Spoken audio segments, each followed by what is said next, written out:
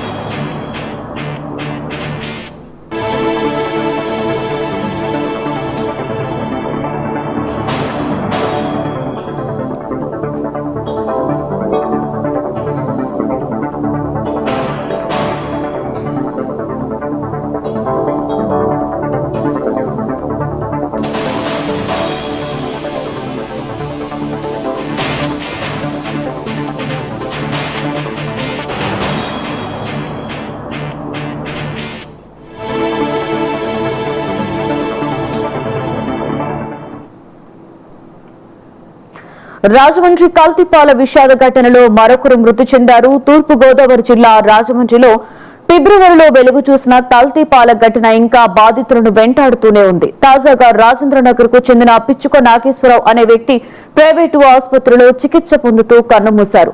ఫిబ్రవరి 16న కల్తీ పాలు తాగిన ఆయన అప్పటి నుండి తీవ్ర అస్వస్థతతో కిడ్నీలు దెబ్బతిని వెంటిలేటర్ మీద చికిత్స పొందుతున్నారు. వైద్యులు డయాలసిస్ చేస్తూ కాపాడే ప్రయత్నం చేసినప్పటికీ ఫలితం లేకపోయింది. ఈ మరణంతో కలిపి మొత్తం మృతుల సంఖ్య 17కు చేరడం స్థానికంగా తీవ్ర కలకలం రేపుతోంది. ఇప్పటికీ ఇంకా 3 బాధితులు ఆసుపత్రిలోనే చికిత్స పొందుతుండగా వారిలో 2 చిన్నపిల్లలు కూడా ఉండడం అందరినీ ఆందోళనకి గురి చేస్తోంది. రైట్, ఇదే అంశం మీద మరింత సమాచారాన్ని మా ప్రతినిధి వెంకట్ అందిస్తారు. వెంకట్, చెప్పండి, రాజమండ్రిలో కల్తీ పాల ఘటన ఇంకా కూడా విషాద ఛాయలు కొనసాగుతున్నట్లుగానే కనిపిస్తుంది. తాజాగా ఒకరు మృతి చెందిన ఘటన మనం చూస్తూ ఉన్నాం. ఓవరాల్ డీటెయిల్స్ ఏంటి వెంకట్? లక్ష్మి, అయితే కల్తీపాల ఘటనకు సంబంధించి అనూరియా కేసు కింద దీన్ని పరిగణలోకి తీసుకున్నారు. అయితే గత నెల 16వ తారీఖున ఈ 20 మంది అయితే కనుక అస్వస్థకు గురయ్యి వివిధ ప్రైవేట్ హాస్పిటల్లో చికిత్స పొందుతున్న పరిస్థితులు అయితే పూర్తి కనబడుతున్నాయి. ఈ నేపథ్యంలో నిన్నటి వరకు కూడా ఒక 1500 మంది వరకు కూడా మృత్యువాత పడ్డారు. అయితే ఈ రోజు ఉదయం తెల్లవారుజామున మరొక వ్యక్తి రాజనగరం చెందిన పిచ్చిక నాగేశ్వరరావు అనే వ్యక్తి 64 సంవత్సరాల వ్యక్తి అయితే ఈ రోజు మృతి చెందడం చూసాం.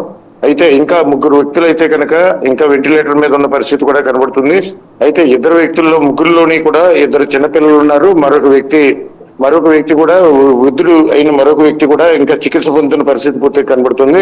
అయితే ఇప్పటి వరకు కూడా ఈ మృతుల సంఖ్య అయితే కనుక 16 వరకు చేరింది. మొత్తం 20 మంది అస్వస్థకు గురవగా దీంట్లో ఒక వ్యక్తి అయితే కొండబాబు అనే వ్యక్తి అయితే ఇప్పటికీ పూర్తిగా కోలుకున్న నేపథ్యం అయితే కనబడుతుంది.